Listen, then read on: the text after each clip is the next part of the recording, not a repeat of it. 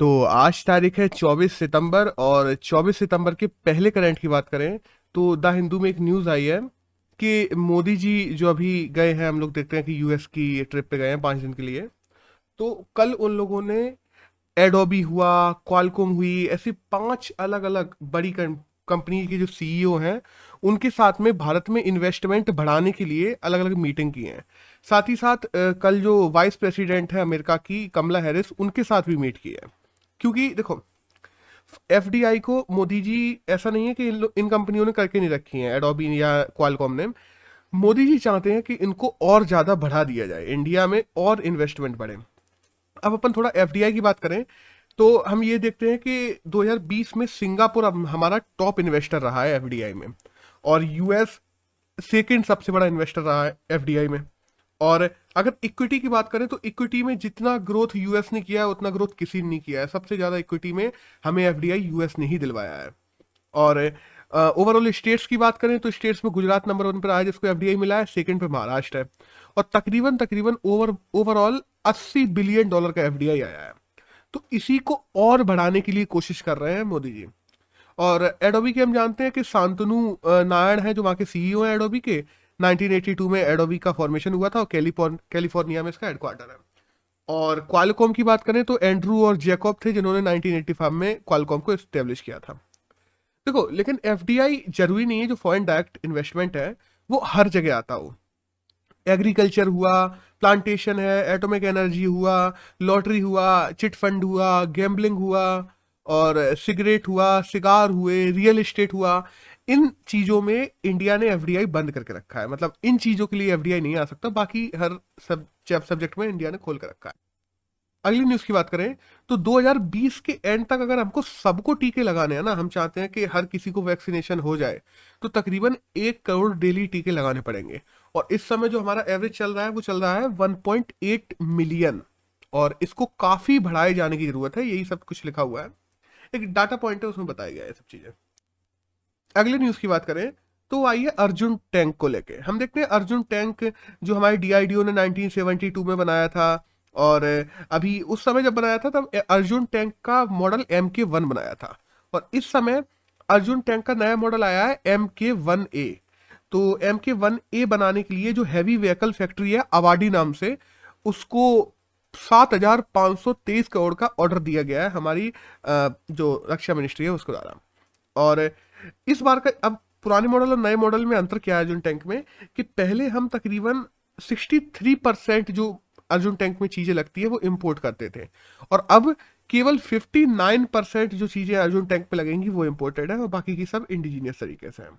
और बाद में बात करें कि कौन सा ऐसी रिसर्च सेंटर था जिसने अर्जुन टैंक को डेवलप किया था, तो combat vehicle research and development establishment, CVRDE, ये एक सेंटर है। इसके द्वारा अर्जुन टैंक को 1972 में सबसे पहली बार प्रदर्शित किया गया था। अगली न्यूज की बात करें तो आई है कि देखो, प्रॉब्लम क्या ना, जैसे हमारी जुडिशियरी की बात करें थोड़ी, जुडिशियरी फैसला सुना देती है कि हाँ तुम आज से रिहा हो गए या तुम बाइज्जत बरी हो गए। लेकिन प्रॉब्लम ये है कि वो जुडिशियरी का फैसला या उसकी जो रिपोर्ट है, रिकॉर्ड है, वो पहुंचने तक में टाइम लग जाता है। मान लो थाने तक या जेल में जहां पे भी कोई बंद है, वहां तक पहुंचने में ही इतना टाइम लग जाता है। उस चक्कर में 2-3 दिन वो बरी हो चुका है, फिर भी 2-3 दिन एक्स्ट्रा जेल में रह रहा है। तो हमारे सीजीआई रमन्ना ने इस समय एक फास्टैग करके स्कीम लॉन्च की है जिसका नाम है, फुल फॉर्म है कि fast and record transfer of economic record, fast and secure transfer of economic record. अब इससे क्या होगा ना, जैसे ही बेल यहाँ ग्रांट हुआ करेगी सुप्रीम कोर्ट में, हाई कोर्ट में, डिजिटली उसको भेज दिया जाया करेगा उस थाने पे या जेल में।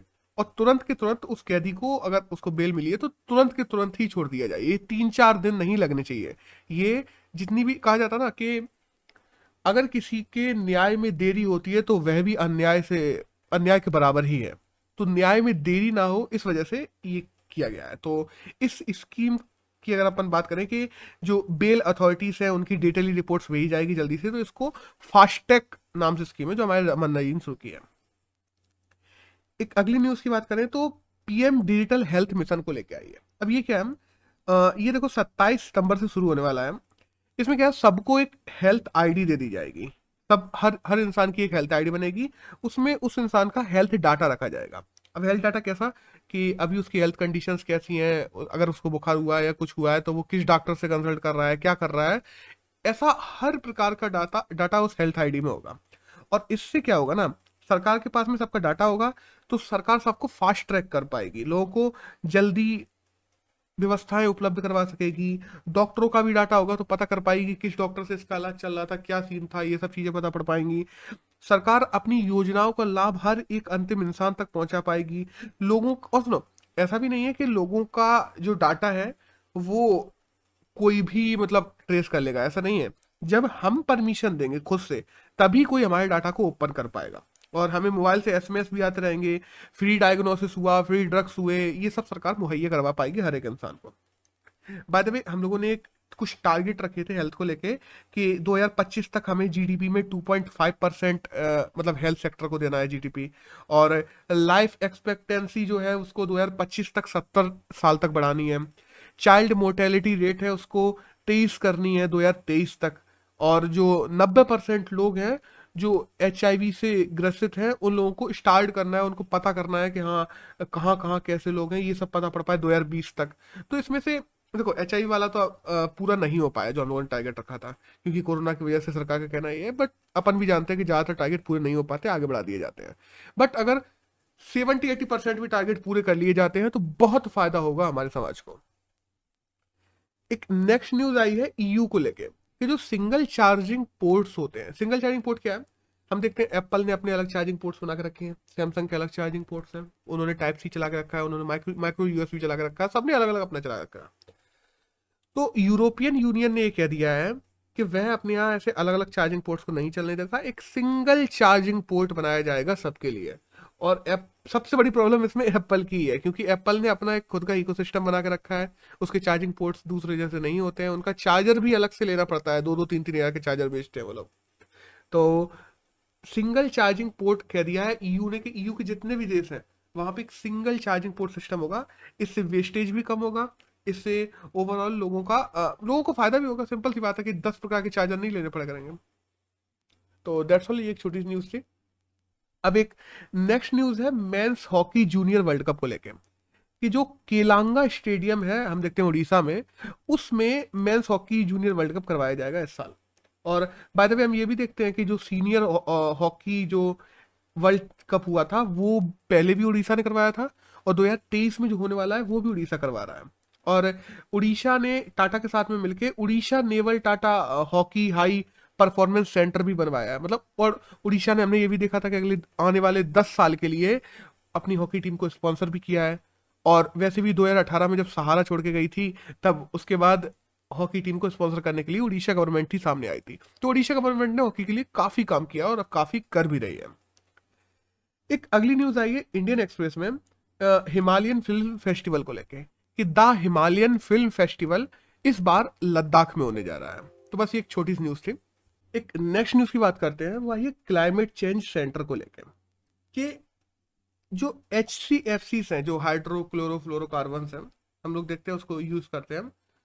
तो जो क्लाइमेट चेंज सेंटर है यूएस वगैरह के, उन लोगों ने ये फैसला किया है कि 2036 तक इसको हम लोग पूरी तरीके से खत्म कर देंगे, और अगले आने वाले 15 सालों के लिए हम HCFCs का यूज तकरीबन 85% तक कम कर देंगे, ये टारगेट रखे गए हैं। और आने वाले समय में हम देख लेंगे कि एक एक करके सारे देश ही HCFCs को कम करेंगे।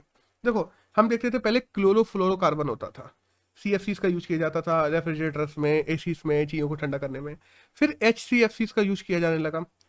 लेकिन आज भी हम देखते हैं कि चीप एसी, चीप जो रेफ्रिजरेटर है उनको बनाने के लिए CFC का भी यूज किया जाता है।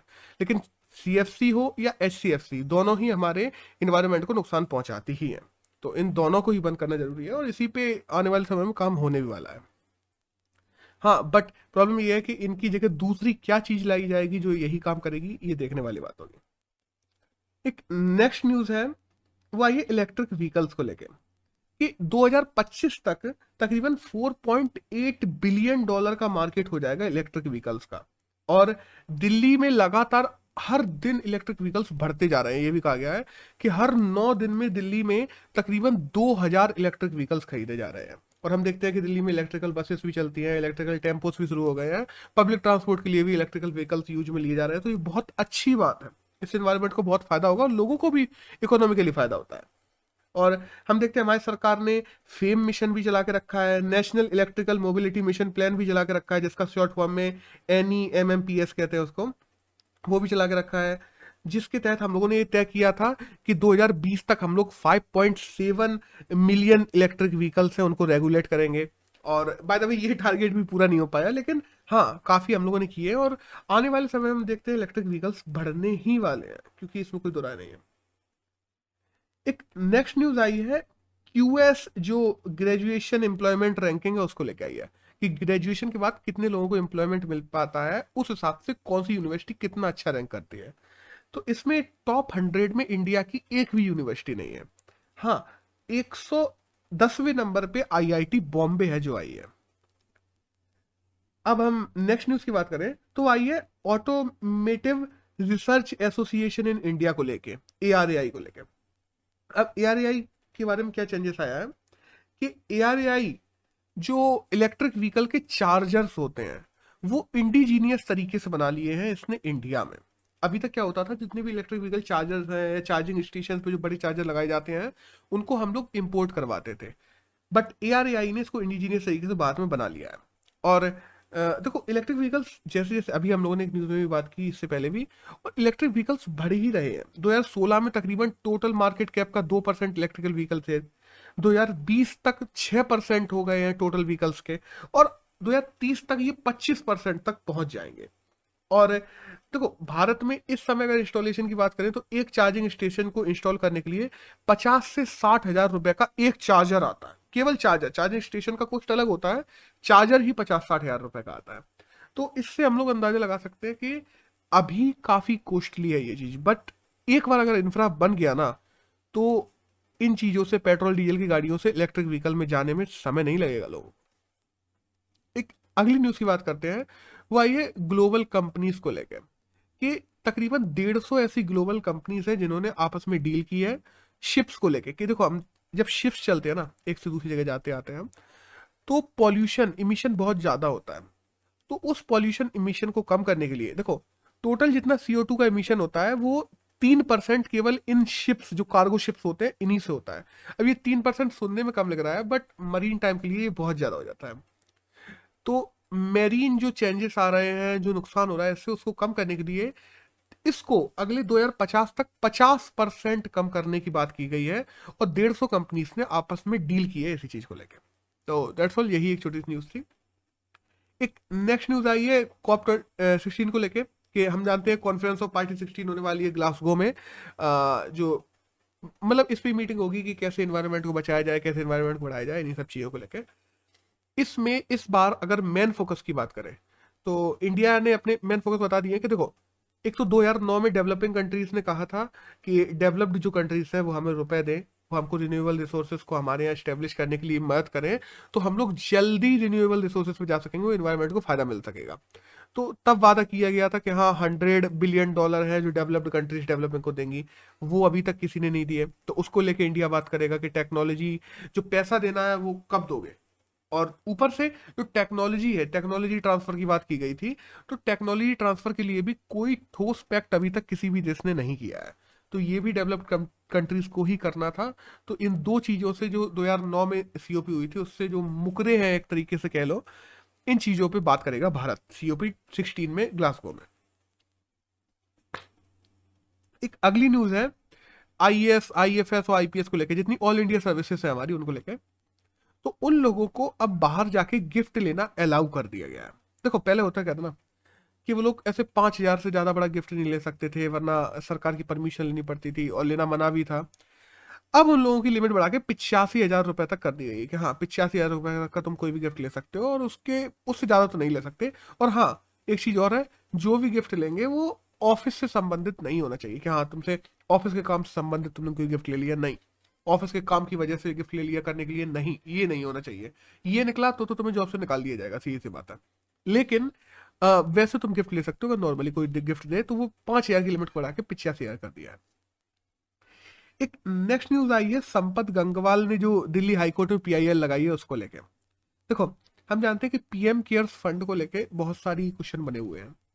लोगों का कहना ये है कि हाँ, अगर इसको प्रधानमंत्री देखते हैं या इसमें हम देखते हैं पीएम के फोटोज लगी हुई हैं, हमारे गवर्नमेंट का डोमेन यूज किया जाता है, .gov.in यूज किया जाता है इसके लिए, हमारे स्टेट एम्बलम लगा हुआ है जब हम बात करते हैं ना पीएम केयर्स फंड की, तो उसके मेन फोटो में स्टेट एम्बलम लगा हुआ है, हमारे पीएम की फोटो लगी हुई है।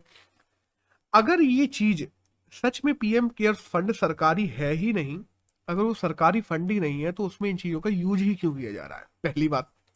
इसको लेकर संपत गंगवाल ने दिल्ली हाईकोर्ट में पीआईएल दायर की थी। तो सरकार ने यही कहा है कि हाँ, ये सरकारी फंड नहीं है, बट इसके पीएम एक्स ऑफिशियल चेयरमैन है, और जो मिनिस्ट्री हम देखते हैं, होम अफेयर्स के मिनिस्टर है हमारे अमित शाह, डिफेंस मिनिस्टर है राजनाथ सिंह, ये सब इसके मेन ऑफिसर्स या मेन चेयरमैन में आते हैं। तो इस वजह से इसमें domain name, state emblem, PM की फोटो, ये सब चीजें यूज की जाती है।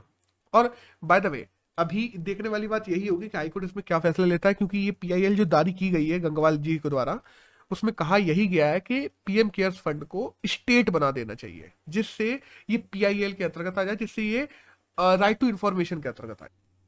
एक नेक्स्ट न्यूज आई है, जो आई है ब्लू फ्लैग सर्टिफिकेशन को लेकर। अब ये क्या होता है? देखो, इंडिया के बीचेस हम लोग जानते हैं कि ज्यादातर बहुत गंदे हैं। ब्लू फ्लैग सर्टिफिकेशन उन बीचेस को दिया जाता है जो मतलब मान लो कि साफ है, जिनका इकोसिस्टम अच्छा है, जिनमें पॉल्यूशन को कम किया गया है, जिनमें डेवलपमेंट के अच्छे सस्टेनेबल डेवलपमेंट प्रोग्राम चल रहे हैं, ऐसा नहीं है, हेल्थ हाइजीन का ध्यान रखा जा रहा है। तो ऐसे बीचेस को ब्लू बीच सर्टिफिकेशन दिया जाता है। इंडिया में ज्यादातर बीचेस के पास में ये नहीं है। इंडिया में केवल और केवल 8 ऐसे बीचेस थे जिनके पास में सर्टिफिकेशन था।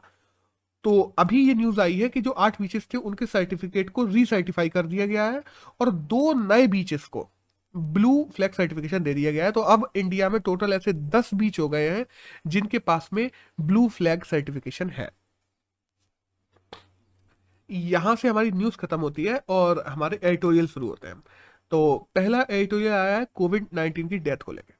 देखो, हम लोगों ने कल बात की थी कि कोविड-19 से जिन लोगों की डेथ हुई है उनको सरकार ने कह दिया था कि राहत नहीं पहुंचानी चाहिए। सरकार असमंजस में थी, राहत पहुंचानी चाहिए, नहीं पहुंचानी चाहिए, कैसे पहुंचानी चाहिए।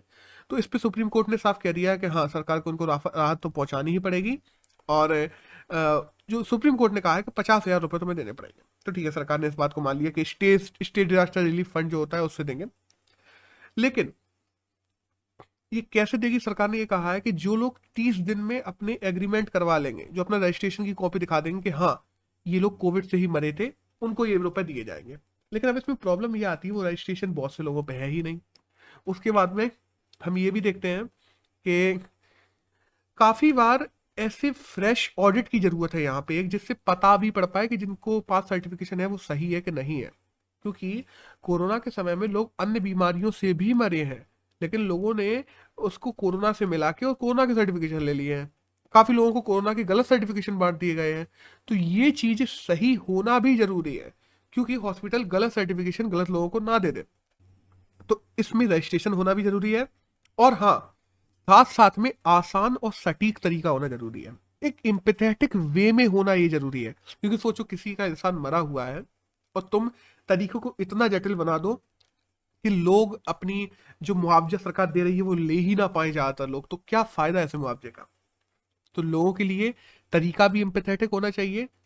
क्यों? और इतना भी एम्पैथेटिक नहीं होना चाहिए कि उसमें सरकार किसी को भी दे दे, पता ही ना पड़ पाए। सही ऑडिट की भी जरूरत है और एम्पैथेटिक तरीके की भी जरूरत भी है, जिससे सरकार को भी फायदा हो पाए, और जो सच में रिटायर्ड लोग हैं, जो परेशान लोग हैं, जो इनके लोग मारे गए हैं इस कोविड काल में, सच में उनको इस योजना का लाभ मिल सके, उनको इस पैसे का लाभ मिल सके। तो और बाय द वे याद रखना, ये एक चीज और लिखी है इस एडिटोरियल में कि एक रिस्क इंश्योरेंस कमीशन बनाया जाना चाहिए, जो इंडिया के सारे लोगों का एक रिस्क इंश्योरेंस रखे। जो ऐसी जब महामारियां आती हैं या कोई ऐसी चीज होती है, तो उन लोगों के पास में एक पर्टिकुलर रिस्क इंश्योरेंस हो, कि जब ऐसे में कोई मरता है तो वो रिस्क इंश्योरेंस जो कमीशन होगा वो उनको सहायता पहुंचा पाए। हर बार सरकार को बीच में ना आना पड़े, इसके लिए एक अलग से कमीशन होना चाहिए। और बाय द वे, हम देखते हैं कि जो हमारा 15th फाइनेंशियल कमीशन था, जो एनके सिंह कमेटी के अंतर्गत था, उन्होंने भी ये कहा था कि हम लोगों को एक रिस्क इंश्योरेंस कमीशन का गठन कर देना चाहिए।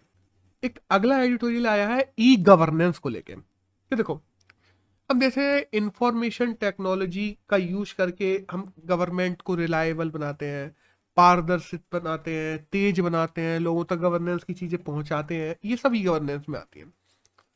बट हम ये भी देखते हैं कि स्मार्ट सिटी का हम कॉन्सेप्ट लेके आ रहे हैं, सिटी स्मार्ट होनी चाहिए।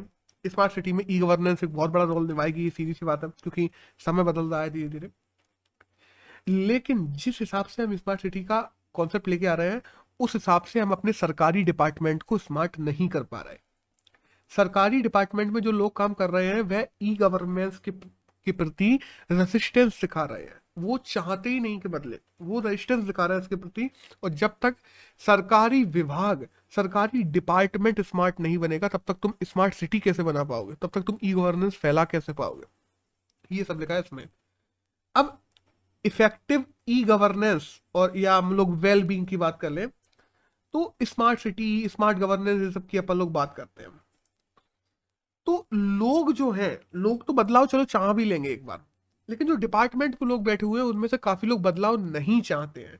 ये बिहेवियरल चेंज लाने की जरूरत है सबसे पहले। अगर तुम स्मार्ट सिटी की भी बात करते हो, जब तक गवर्नेंस चेंज नहीं होगी, जब तक काम करने वाले लोग ही चेंज नहीं होंगे, तो स्मार्ट सिटी कैसे बनेगी। गवर्नमेंट एम्प्लॉय क्या कर रहे हैं, एक तरीके से मान लो, वो उसका पता होना भी जरूरी है। डिपार्टमेंट स्मार्ट नहीं है हमारे यहाँ, सीधी सी बात है।